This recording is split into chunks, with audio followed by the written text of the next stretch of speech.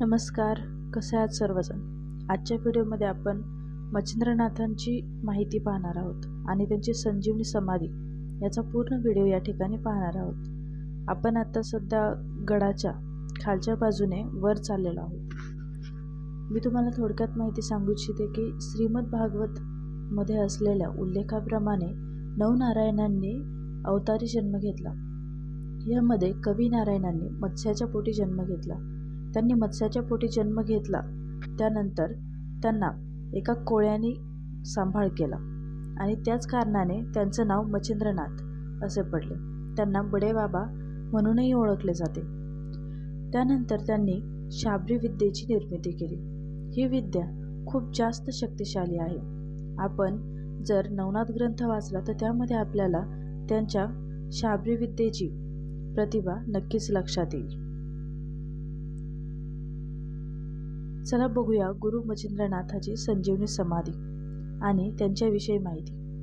बोला गुरु मच्छिंद्रनाथ महाराज की जय।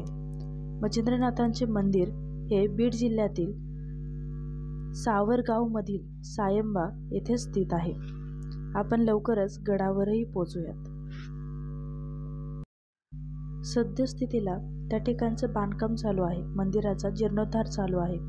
त्या ठिकाणी आपण पार्किंग लॉटमध्ये पोहोचताच भव्य असं पार्किंग लॉट आपल्याला पाहायला मिळतं आणि मुख्य कमानीतून आतमध्ये जाताच आपल्याला भरपूर अंतर चालत जावं लागतं। पण जात असताना मात्र खूप सारे खेळण्यांची दुकानं, खाऊची दुकानं, प्रसादाची दुकानं आपल्याला पाहायला मिळत आहेत। त्याचबरोबर खूप सारे भक्त जे गुरु मच्छिंद्रनाथांच्या दर्शनासाठी आलेले आहेत। तुम्हाला या ठिकाणी पाहू शकता तुम्ही की कशा पद्धतीने या ठिकाणी आपल्याला गर्दी जाणवते। आज त्या ठिकाणी तरी त्यातल्या त्यात शांतता आहे। तिथल्या स्थायी लोकांना विचारले असता अमावस्या पौर्णिमा या दिवशी खूप जास्त प्रमाणात गर्दी असल्याचं जाणवतं। या ठिकाणी आपल्याला चप्पल स्टँडही मिळेल आतमध्ये जाताना चप्पल काढून ठेवण्यासाठी। त्यानंतर आपल्याला पुन्हा भरपूर आतमध्ये जायचं।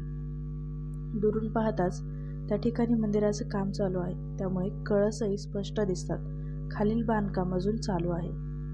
आतमध्ये एंटर करताच आपल्याला पहा किती सुंदर असं दृश्य दिसतंय। ज्यावेळेस त्या ठिकाणी पोहोचलो त्यावेळेस तिथे नुकतेच आरती चालू झालेली होती।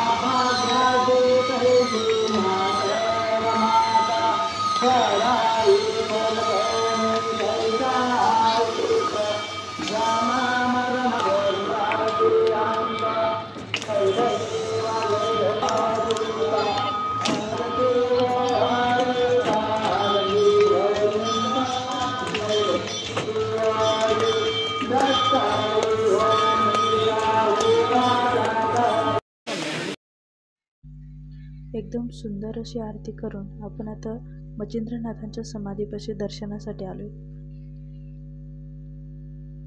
एकदम जवळून देखील तुम्हाला या ठिकाणी दर्शन करण्याची संधी मिळेल. व्हिडिओ दुरून जवळून दोन्ही पद्धतीने बनवला गेलेला आहे आणि हे बांधकाम चालू असण्याचा एक छोटासा व्हिडिओ देखील यामध्ये आपण पाहू शकता. या ठिकाणी आपण पाहू शकता की गुरु मच्छिंद्रनाथांची समाधी कशा पद्धतीने आहे. एकदम मन प्रसन्न होईल असं छान असं वातावरण या ठिकाणी आपल्याला अनुभवायला मिळतं. या ठिकाणी दर्शन घेता घेता आपण गुरु मच्छिंद्रनाथांच्या जीवनातील काही प्रसंग पाहूयात. यामध्ये गुरु मच्छिंद्रनाथ ज्यावेळेस त्यांच्या आईवडिलांच्या सोबत राहत होते तेव्हा एक दिवस त्यांच्या वडिलांसोबत मासेमारी करण्यासाठी गेले. त्यांचा व्यवसायच मासेमारी करणं होता. पण त्या ठिकाणी ज्यावेळेस त्या माशांना पाण्यातून बाहेर काढलं गेलं आणि त्यांचा तळमळणारा जीव पाहून गुरु मच्छिंद्रनाथांना वाईट वाटलं आणि त्या वाईट वाटण्यामुळे त्यांनी त्या माशांना पुन्हा पाण्यामध्ये सोडलं होतं. कालांतराने ते मोठे झाले. त्यांनी गुरु दीक्षा घेतली. त्यांचे गुरु शिवशंकर आणि गुरु दत्तगुरु हे होते. त्यांच्याकडून त्यांनी विद्या घेतली, ध्यान साधना केली. त्यामध्येही एक असा प्रसंग आहे की ते जंगलामध्ये समाधी घेत असताना एक दिवस तिथून श्री दत्तगुरु आणि भगवान शंकर जात होते. त्यावेळेस त्यांनी पाहिलं आणि त्यांना विचारलं की बाळा तू कोण? त्यांनी त्यांची ओळख देऊन त्यांच्याकडून गुरु दीक्षा घेतली आणि त्यानंतर त्यांचा खरा प्रवास सुरू झाला. तिथूनच पुढे जाऊन त्यांनी नाथपंथ म्हणजेच नाथ संप्रदाय सुरू केला आणि त्यांच्या सर्व गुरूंना दीक्षा देऊन त्यांच्या नाथ संप्रदायाला सुरुवात केली. या ठिकाणी आपण पाहू शकता की आरती झाल्यानंतर सर्वांना प्रसाद दिला जातोय. हे प्रसादाचं स्थान आहे. काम चालू असल्यामुळं प्रसाद मागच्या बाजूला दिला जातो मंदिराच्या. छान असा लापशीचा गोड प्रसाद होता. आम्हीही घेतला, सर्वांनी खाल्ला. आणि या ठिकाणी आपण पाहू शकता की नवनाथांचे दर्शन करण्यासाठी एक नकाशा या ठिकाणी लावलेला आहे, जेणेकरून सर्व नाथांविषयी आपल्याला माहिती मिळेल. छान असं दर्शन घेऊन आम्ही परतीच्या प्रवासाला लागलो. हा व्हिडिओ कसा वाटला नक्कीच सांगा. व्हिडिओ आवडला असेल तर चॅनलला लाईक करा, शेअर करा आणि सबस्क्राईब करा आणि जास्तीत जास्त शेअर करा.